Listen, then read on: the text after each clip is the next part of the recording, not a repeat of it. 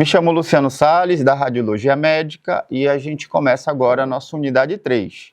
Visto que na unidade 1 falamos de anatomia, em 2 falamos de patologia, agora na unidade 3 vamos falar dos posicionamentos mamográficos.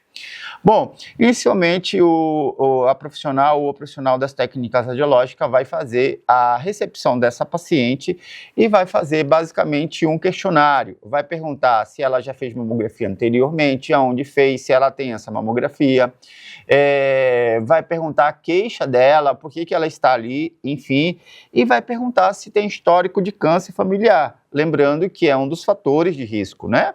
E basicamente as informações serão bem cruciais, inicialmente para a gente poder proceder com os posicionamentos radiográficos. Inicialmente a profissional também ela vai analisar a mama da paciente, se tiver, por exemplo, uma verruga, algum sinal, isso tem que ser informado em uma ficha e tem que ser marcado também, porque isso pode depois, no posterior, o médico cardiologista laudar e ele ter uma dúvida se é uma lesão ou se é um sinal, então isso tem que ser informado pela profissional que vai realizar o exame. Então, como é que a gente pode falar com relação ao posicionamento das mamas? Então, a gente classifica os posicionamentos em de rotina e os complementares. Os posicionamentos de rotina da mama são 2, é o crânio caudal e o médio lateral oblíqua. Então, a gente precisa saber como é que se faz, basicamente, esses 2 exames. Então, vamos falar, basicamente, do crânio caudal. Então, se coloca a paciente em posição ortostática, eleva o buque do equipamento à altura da prega inframamária, e a prega inframamária ela é vista com a tecnóloga elevando a mão, elevando a mama com a mão, né? E aí ali é a altura correta.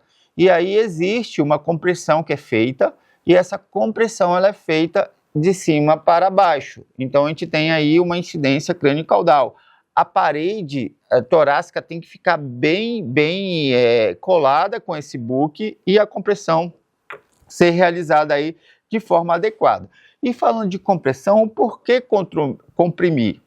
A tão temida compressão, porque ela vai reduzir a espessura da mama e quanto mais reduzida for a mama, menor a dose de radiação que a gente vai ter que aplicar nessa paciente.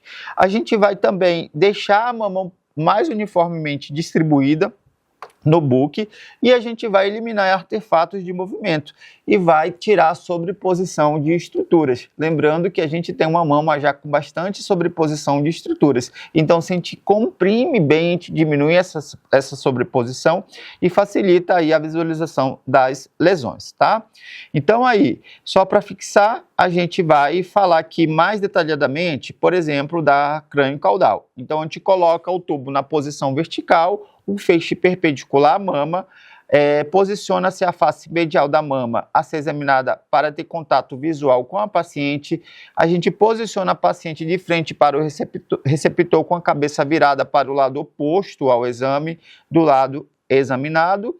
E aí a gente eleva o sulco inframamário, que é a prega inframamário, no caso aí, para permitir uma melhor exposição da porção superior da mama próxima ao tórax.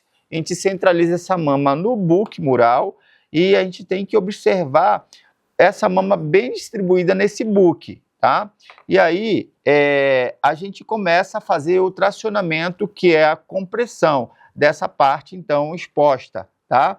E aí a gente vai comprimindo de forma que a paciente não se sinta tanto incômodo, e aí a gente vê, tem que ver também que não exista prega mamária nessa compressão e o mamilo da paciente ficar bem paralelo ao buque mural, tá? Então aí a gente descreveu o posicionamento para crânio caudal. A outra incidência, o posicionamento é a médio lateral oblíqua. Então, como é que se faz? A gente pega, neste caso aí, ó, a gente pega o tubo do raio-x, tá? E aí a gente vai fazer uma variação. Ao invés de ficar reto, a gente vai variar de 30 a 60 graus, dependendo das características físicas da paciente. Então, dessa forma assim, a gente vai comprimir com uma angulação de 30 a 60 graus e vai fazer a compressão de forma delicada, como foi explicado na incidência anterior, tá? Então, o paciente fica com o braço bem relaxado, sem tensão, e aí a gente vai levando o suco inframamário e vai fazendo a compressão, e também o mamilo da paciente tem que ficar bem posicionado com relação aí ao book, tá? Então essa segunda incidência, eu quero dizer que essa incidência ela é bem importante, porque ela vai comprimir desde o prolongamento axilar e não vai deixar nenhuma estrutura de fora, e justamente são estruturas que podem desenvolver o câncer de mama. Paciente que tem prótese de silicone, pode fazer ou não pode? Pode. Então, a paciente que tem prótese de silicone, ela vai fazer uma manobra que é chamada Equilund, faz as duas incidências, crânio-caudal e medilateral oblíqua, mas a profissional vai fazer uma manobra, que é justamente empurrar a prótese de silicone para que seja comprimida somente o tecido mamário, tá? E aí, uma vez que se faz essas incidências, por exemplo, crânio-caudal e medilateral oblíqua, que são de rotina, e diagnosticando ou visualizando uma lesão, existe um complemento que é chamado compressão seletiva, ou seja, é uma outra imagem ao qual vai ser comprimida somente a lesão que está sendo demonstrada na imagem que está com a alteração, e aí a gente vai ter uma imagem um pouco mais definida da lesão ali que foi apresentada.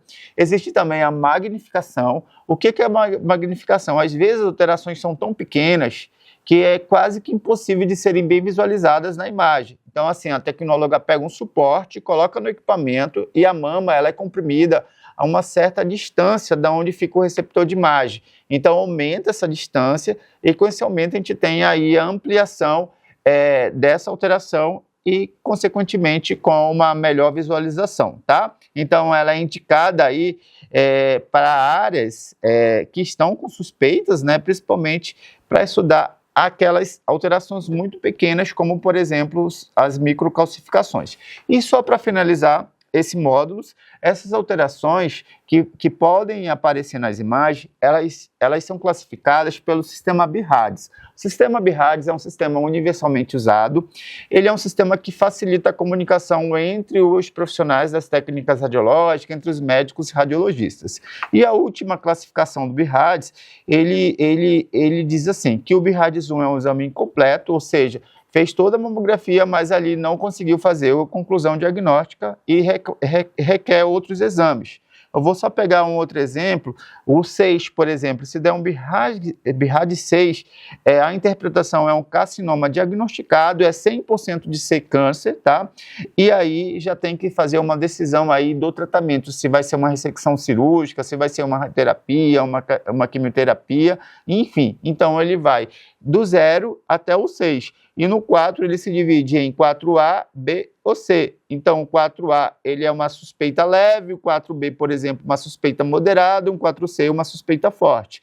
Então, só para finalizar, a nossa unidade com BIRADS, ele vem ser aí uma padronização dos laudos mamográficos.